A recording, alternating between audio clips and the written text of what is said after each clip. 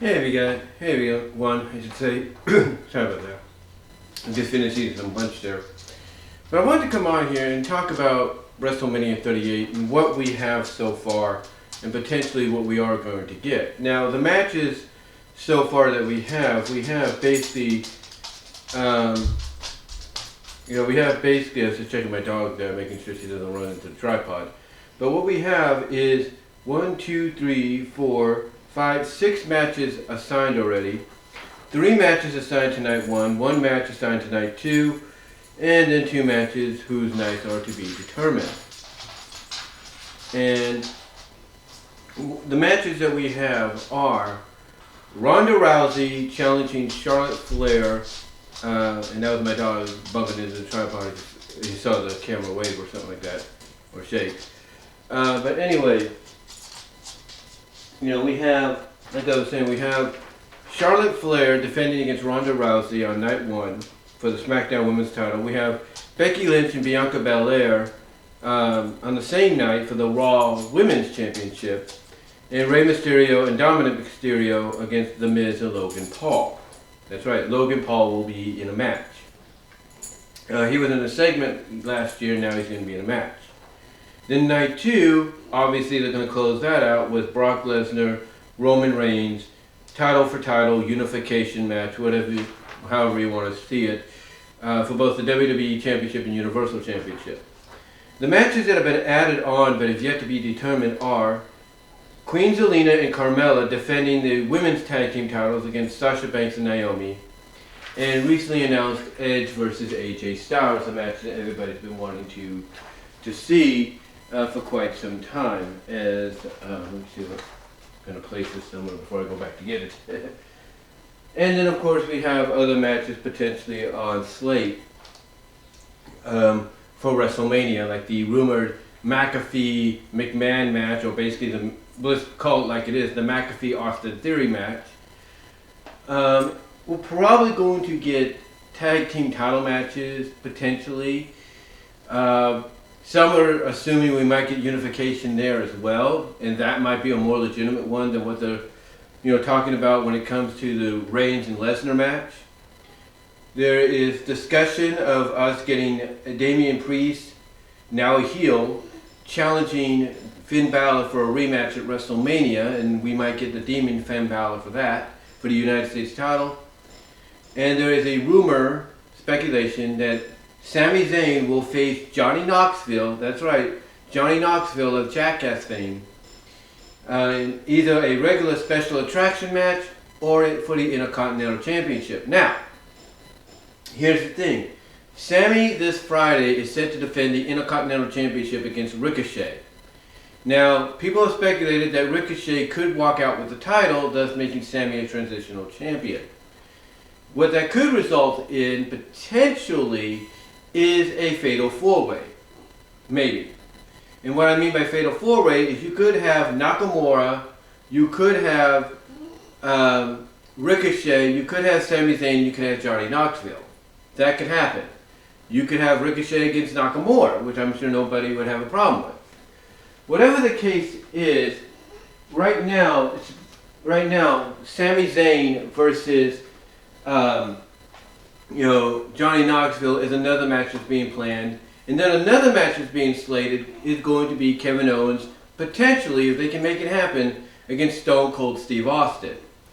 Now, how any one of those work is, up to them. The question is then, what happens to Seth freaking Rollins? What happens to Seth Rollins among all this? And to me, that's a good question, because you would expect Seth to be involved in a match, and I think he might be. I think if anything, they're probably going to put him in there with Riddle if Randy Orton's injured. Or what could happen is instead they might go with Kevin Owens and Seth Rollins again at WrestleMania, but this time with the roles reversed. That's another speculated match that could potentially happen. But when you look so far at what we got officially, what is being rumored to be added later on, along with, of course, the women's, Battle Royal and the Andre the Giant Battle Royal, if they're still doing that, The obvious question is, the obvious question when you look at WrestleMania this year, and a lot of the celebrity involvement and some of these, matches that are being rumored and stuff, you have to wonder to yourself, is WWE doing this because not only are they trying to sell out 100,000 seat venue for both nights, and thus combining the sellout to make over 200,000 in capacity, just setting another record, if you will. Are they doing all this to try to make that happen, or are they also doing it because they're desperate for talent? You see, everybody knows that they let go of a lot of talent over the past year, which is to their own detriment. Because obviously they forgot, we need to sell out a 100,000 or 103,000 plus seat stadium 2 nights in a row. Maybe we should have the talent around for it.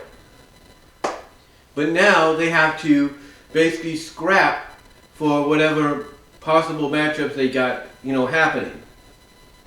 Now, there is another match that I think they'll be working on to try to make this happen. We talked about, McAfee and McMahon, or McAfee in theory, right? I even did a video before work yesterday, talking about how that's going to come about. And you all saw that premiere while I was actually at work, But, I kind of speculated and theorized, how is that going to work? How is that going to, become a reality in 2 days? How are they going to build to it? But there could be another McMahon involved. Now, sometimes WWE, they won't come out and talk about certain matchups until maybe they feel the time is right. Or they feel, hey, we need something for WrestleMania that's going to pay off for certain characters that are involved in certain situations right now. And one of those characters is Sonya Deville. Now, a lot of people have wondered, why didn't she have a matchup, with Naomi going into WrestleMania? Well, a lot of people have speculated, they had the blow-off match on SmackDown several weeks ago. They had a match at Elimination Chamber, and WWE's logic is, that's it for that, no more. But now the question is, where does that leave Sonya? Does she interfere or try to make herself a referee or something, which is likely to happen in the Rousey-Flair match on night 1, or is there going to be more to her character? My speculation is they're going to probably involve her in either what I just mentioned, try to make her the special guest referee or enforcer, or what's going to happen is she's going to be involved in a match as well.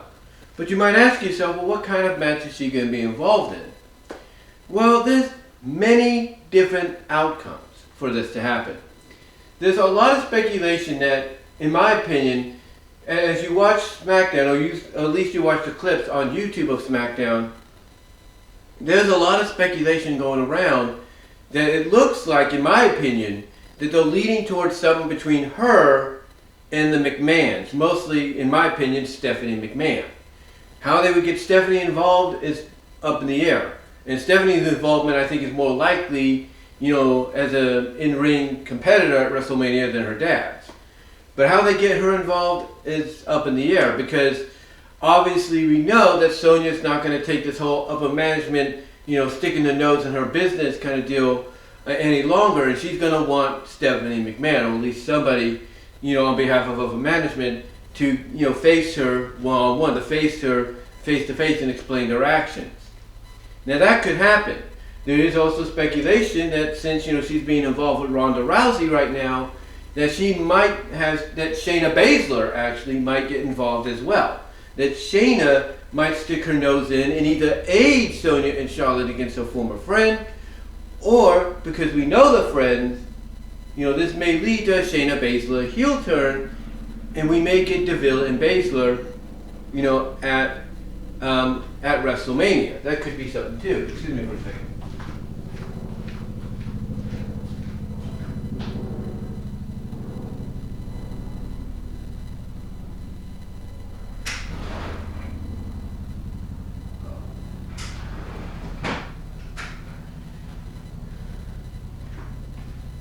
That was an Apache helicopter flying above. That's what you were hearing. But like I said, this could lead to a Baszler face turn, potentially, and that could set us up to Baszler and DeVille. That's something to look at as well. But whatever the scenario is, obviously DeVille's going to be involved in something at WrestleMania, because you don't put her into this kind of storyline right now to where she's got to face Ronda on Friday in Ronda's first match on SmackDown, you know, in her first one-on-one match in a while, without possibly, you know, bringing somebody else into the equation. In my opinion, it's got to be Shayna. It's got to be Shayna. You need something for her to do. Now, some people might say, well, what about Asuka? You could do Asuka too, but I think they're saving Asuka for Monday Night Raw, and potentially either Becky or Bianca, whatever the, you know, side of the coin they decide to go with when it comes to that match. But the thing I'm getting at is I believe DeVille's going to have some kind of match or involvement or some kind of situation, segment, whatever you want to call it, at WrestleMania, and it's going to involve either Stephanie McMahon or it's going to involve Shayna Baszler. But the reason I say all this is because when you look, like I said, at the rumored, you know, McMahon-McAfee match, or theory McAfee match that's going to happen, when you look at the matches already signed, when you look at the potential of Johnny Knoxville facing Sami Zayn, either one-on-one in a special attraction, or facing him for the Intercontinental title, or maybe they turn it into a triple threat or a fatal four-way, whatever the case may be. And then you look at, you know, Damian Priest and Finn Balor, you know, and you look at Logan Paul's involvement. It definitely shows you that WWE is doing what they can on both fronts to, you know, make WrestleMania, in their opinion, very memorable. Because again, on one front, they got to try to sell out 2 nights in a row, 103,000+ seat arena. 103,000 seat plus arena, I should say. They need to kind of sell that out. As well as they need to get people's eyes on the product and show that, hey, we may not have the roster we used to have, but we can still deliver. Now, when we also look at this 2-night situation when it comes to WrestleMania, obviously people would say, oh, well, they picked that up from Wrestle Kingdom. And maybe they did. Maybe they did pick that up from Wrestle Kingdom, and maybe they realized that what Wrestle Kingdom was doing, that being New Japan, you know, was a smart idea. Don't do everything all at once. You know, don't try to cram everything, I should say, in all at once, and basically save some for later. And my thought on this is Nick Khan, not Vince, but I think Nick Khan is the one that made the suggestion, because he is a very outgoing individual. He does, I guess, in some people's opinion, or from what people have said, he does study a lot of stuff. He does keep his eye on other things out there. And him probably noticing or getting word from people, hey, you know, New Japan Pro Wrestling does this with their WrestleMania-like event. He probably thought, hey, we could do the same thing.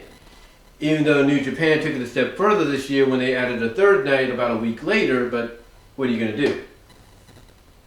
The point is, though, when you look at, you know, this structure of doing a 2-night event for WrestleMania, you know, especially with this kind of a venue, I see something that kind of harkens back. I know this is crazy to say, but it harkens back to WrestleManias of old. And what I mean by that is, back in the early days of 1, 2, 3, 4, well, 4 is a tournament, but you get the idea, 5, 6, 7, and to an extent 8, if you will, up to 8, and then I think they kind of brought it back for what was it, like 11, 12, 13, 14, I think, but well, basically 11, 12, 13 for those two. I think they brought it back in that capacity. When you look at how it's structured, even for 2 nights, to me, this 2-night structure harkens back to those earlier days of WrestleMania, where you just were able to have so many matches on there and everybody got an opportunity to be part of the showcase of the Immortals. And I think that's what they're doing here. They realize that everybody, you know, needs to be on WrestleMania. They need to get as many faces on the show as possible to, you know, get people to tune in. And they need to get all the championships defended on that show as well. But they realize that sometimes they need to, give enough of these matches time, because it's not just the fans that have complained about the shortness of time when it comes to the WrestleMania matches. Sometimes, if not most times, it's the talent. The talent has complained. They have gotten angry, about the fact that either the match was cut or the match was shortened because of said match or segment went longer than it was supposed to.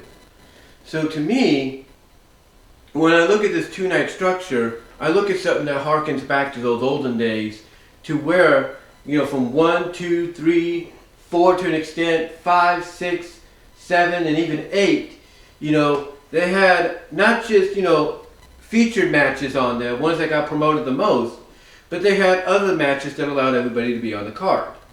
And that's what I see them doing here with this two-night structure. They're allowing a lot of men and women on the roster, champions or not, to get a chance to shine. They're able to put some of the important, I guess in their eyes, special attraction matches, on the pay-per-view as well instead of on the kickoff.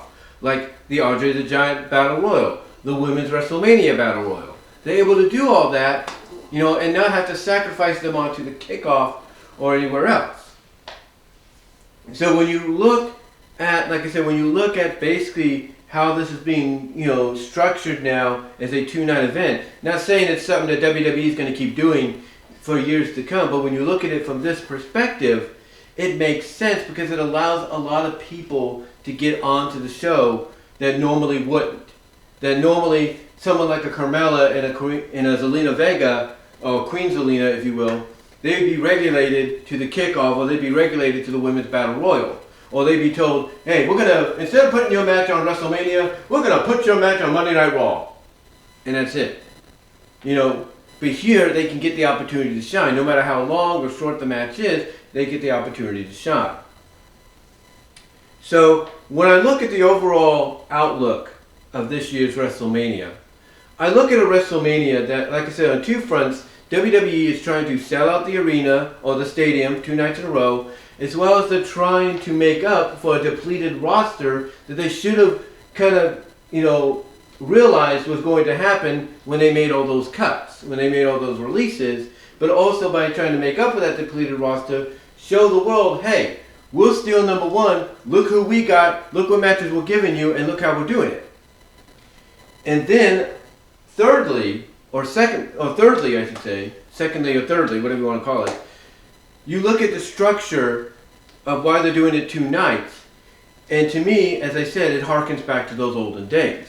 It basically fulfills that promise that they make all these men and women that sign contracts with them. And that is, we will get you on WrestleMania. Somehow, some way, you will be on Mania, and you will get an opportunity to shine. And this is the way they're doing it. Because like I said, it harkens back to those old days to a degree, if you will. It harkens back to those old days to a degree, but in a sense, it actually makes sense that it does it this way because it allows, like I said, all these talents to have opportunities to shine, at the brightest and on the biggest stage. And let's face it, in all of wrestling, no matter how many people want to degrade WWE, and rightfully WWE has had a lot of degrading coming their way, there's no doubt. But when you look at how, WWE, presents WrestleMania, it basically any other event that is looked at as that company, that promotion's WrestleMania, pales in comparison to what WWE brings.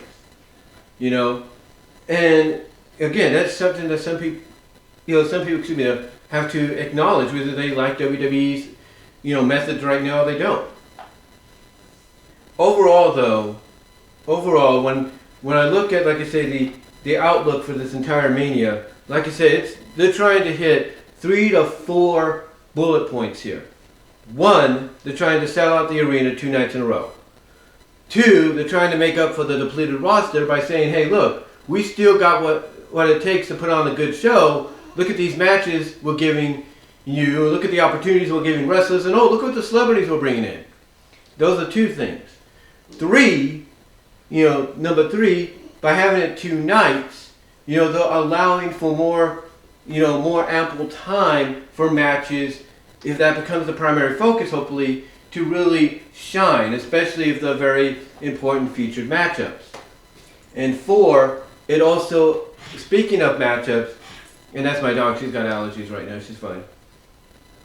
But like I said, and speaking of the matches, number 4, it allows a lot of the men and women to not only have the time to shine in those matches, but also allows the men and women that normally wouldn't get an opportunity to shine in these kind of matches or in this kind of environment a chance to do so and go as long as they need to, other segments planned and matches planned pending, if you know what I mean. But right now, WrestleMania 38, the matches on paper look good. The outcomes are going to be up in the air. And, with more matches planned to be added, we'll see exactly where they go from here. We'll see what they do because, again, we have enough time. Today's March 1st, my second older sister's birthday. But today's March 1st, WrestleMania isn't for another month. A month from tomorrow, I should say. So to me, this is the perfect opportunity to see what WWE plans to do to really get people to invest in WrestleMania, shake things up, and potentially take some of the speculated, rumored matchups and, change them up a bit. Like I said, Johnny Knoxville against Sami Zayn, special attraction-wise, that sounds great. But if you put it for the Intercontinental title, I don't know. I mean, my safe bet is if you're going to put Johnny Knoxville in a match at Mania for the Intercontinental Championship, it's got to be a multi-man match. So that way, if he is booked, and knowing WWE, they would do it. If he is booked to win the championship, then he could do it by pinning Sami Zayn because of somebody else's hard work, like a Ricochet or a Nakamura. I'm just saying. And then, of course, you got things like, Austin Theory and Pat McAfee or McAfee McMahon. That's something to look at. You look at where Sonya Deville's going to fit in, and I think it's either going to be a Shayna Baszler matchup she has, to go one-on-one with, or it's an encounter at WrestleMania, match-wise or segment-wise, with Stephanie McMahon. It's got to lead to that. Or even Bayley. Who knows? That would be something. And then you look at the other potential matches online. I mean, obviously they're going to do Viking Raiders. They're going to do the Viking Raiders for the tag team titles against the Usos. Obviously they're going to do Alpha Academy defending the titles, possibly if Randy Orton's okay against against RK Bro, or maybe even the Street Profits. We shall see. And if not that, we have an implosion, and then you got KO, Kevin Owens against Stone Cold maybe, or if not Stone Cold, Seth Rollins.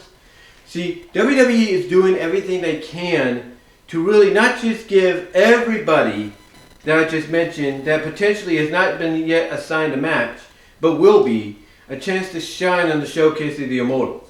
And these 2 nights, like I said, the 2-night structure harkens back to allowing that to happen, in my opinion.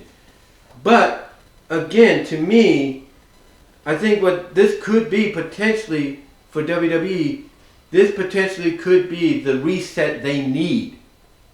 It could be the reset they need. Now, I'm not saying it will be, but it could be the reset they need. Whether or not the unification match actually goes the unified route, or it's just another Becky 2 belts deal, whatever the case may be, this might be the WrestleMania that gives them that hard reset that they need. Because there is no doubt they will be releasing some talent. There is no doubt they'll be releasing talent after Mania, to make up for what they lose financially when it comes to the set structures and all that. But we also know they're going to be bringing up some talent. Braun Breaker, we know Ciampa's already come up to an extent and is on his way. We know that, Raquel Gonzalez, Io Shirai, we all know these people are coming up. We know Garrison Waller's coming up. We all know these people are heading to the main roster after Mania. And this WrestleMania could be that hard reset. This WrestleMania could be that hard series finale that the next day when we do the season premiere for WWE as a whole, not Raw, not SmackDown, but just a overall, restart, if you will, that when you bring in these new names along that time frame, it'll help balance out this reset to a point that people will might give it a chance again. Because everybody that doesn't give WWE a chance right now have always said, well, after Mania, I'll give it a chance again. I'll see what they do, because they know talents are going to be called up. They know new talents that are coming directly to the main roster because of being signed will debut. So they're going to give WWE, a hard, if not attempted retry to see what they bring to the table. I mean, with speculation that Cody Rhodes could be showing up, hey, who's to say Cody Rhodes won't suddenly just make an appearance at WrestleMania and say, hey, I'm here? That could be something too. That could be something that happens too. But we'll have to see what WWE has in store. We'll have to see what they have in store. But to me, WrestleMania, just by its outlook, by the 4 things that I've mentioned, that they're doing when it comes to this Mania, the way they're structuring it, what they're going for, what they're trying to do and all that, to me, WrestleMania could be that hard reset after it's all said and done that they've been needing desperately for quite some time. But what do you guys think? What are your thoughts on WWE in WrestleMania 38 right now in Dallas on next month? What are your thoughts overall of the structure, of the overall structure of the event, the 2-night structure? Do you think it harkens back to those older WrestleManias? What are your thoughts? And what are your thoughts on some of the matches we're speculating on and that I've brought up that are being talked about that could potentially happen? Let me know down below in the comments as well as in the live chat during the premiere. We're Super Chats! Super Chats, my friends, and Super Stickers are open and would be appreciated. Also check me out at BW Rose's Discussions, all your favorite audio podcast locations except for Pandora. Also check me out at VENMO at BW Roses for content you can't get here on YouTube due to copyright. Got something coming there very soon. Also check me out at Patreon.com/BW Roses to support me with a $1, $3 tier. Also check me out at Divanart.com at BVW1979. Also check me out at Venmo at Brian-Wilmer-2 to help financially support me there as well as at Cash App at BW Roses 98. But let me know what your thoughts are, guys. Comment down below, like I said, live chat during the premiere. And again, give me your thoughts overall. Do you think WrestleMania 38 will be that hard reset WWE desperately needs, after it's all said and done? Let me know down below in the live chat. I'm out.